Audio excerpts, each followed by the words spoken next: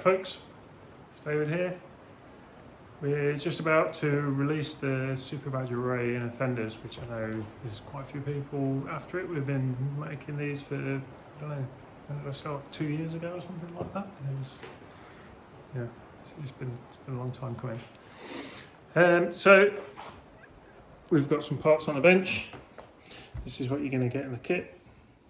Front and rear fenders and 2 side pieces, and this video is going to show you how to chop them out using the trusty scissors that come free in the kit. Some people complain that the scissors are not very good, and I've had these ones for ages and cut hundreds of parts, not hundreds, dozens, and they're pretty abused, but they'll do fine for the job. Once we've cut them out, we're going to fit them onto a car and show you how they fit. So I got the car here that we've been testing in the grass. That one's been running great. But for the video and some photos, we're going to be fitting the fenders to this nice new fresh truck that I've not destroyed yet. So let's get going. There so you guys can see. Let's start with the rear one. The lines on these are pretty easy to follow. I think the rear is very easy to follow. There's a pretty clear edge kind of all the way around the part. In the instructions there'll be some pictures that highlight that edge to show you where you need to cut. Some guys I know will use a marker pen to mark the edge first before they cut. That's not a bad idea. So like put a silver marker pen here, and you can go in and mark the edge so you can see where you're going to cut. That's not a bad idea. I don't need to do it because I kind of know where I'm going.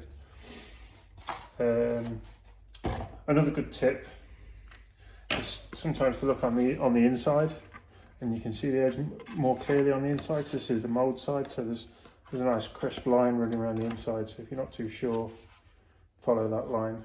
I think the only area that's a little bit vague is just inside there, where you just need to cut across between there and there.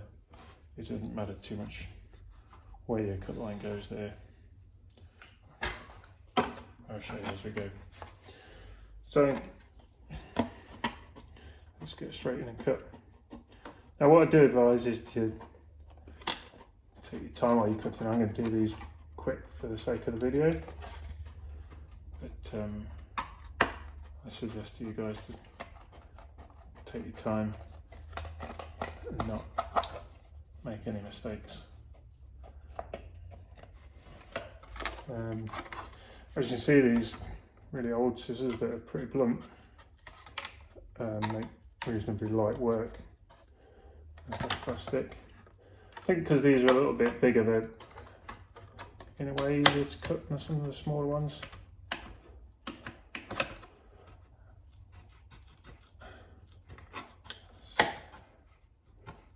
Just make our way around. Sometimes when you get to a point that's a little bit difficult, it's like chop out like that, come back in, and try and get it all in one cut.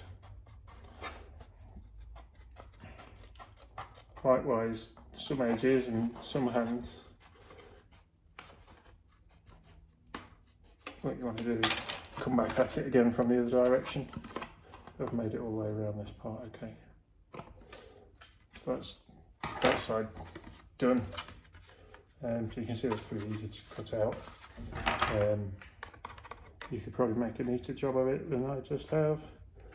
Go around and tidy it up afterwards with a file or a dremel, or I use an electric deburring wheel sometimes. One of the other things that I do is just take a blade. Now tidy up where the holes have been drilled. So just take the little bit of a flush off there. It's not absolutely essential, but it will make the parts go together a little bit easier and nicer. Okay, let's do one up near the front. Again, the line's pretty easy to follow. I'd say that's even easier than the rear. It's pretty well defined all the way around.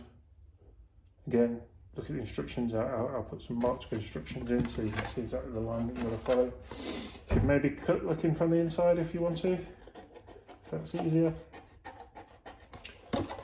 I tend to cut from the outside, but the inside line is often easier to see.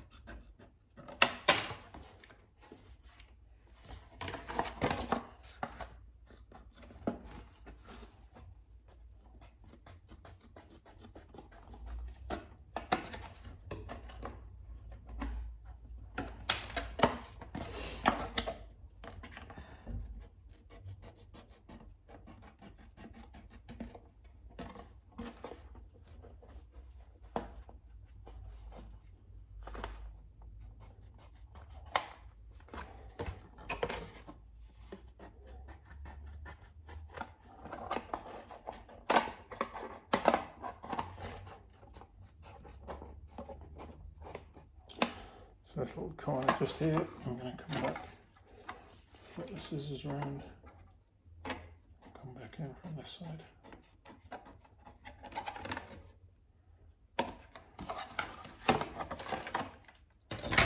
There we go, that's the front one done. Like I say, take your time, you can probably do a neater job of it than I have done just then. I'm just being pretty quick just for the video, but you can see it's not hard. I'm going to cut the other one. Let's just do a side part as well. So the side parts, you do need to look at the instructions because you could make a mistake on here. So the line is all the way around the top edge except this out edge where it drops down and there's a bit of a flange edge which comes up and meets the body, which is a little bit difficult to see that line. We struggled in the mould to get that line to show much deeper, so you do need to follow the instructions on that one. But around 3 sides it's just around that top edge. Don't cut too close to these holes there. They're what's going to hold it on underneath.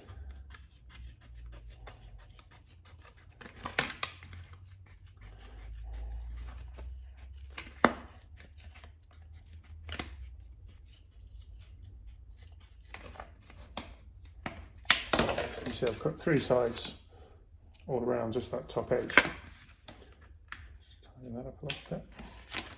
And then this edge is a little bit deeper to leave some in the way it comes up and meets the edge of the body.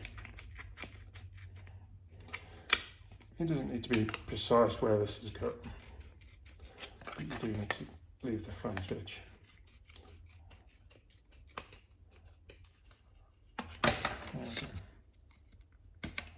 That's the other side done.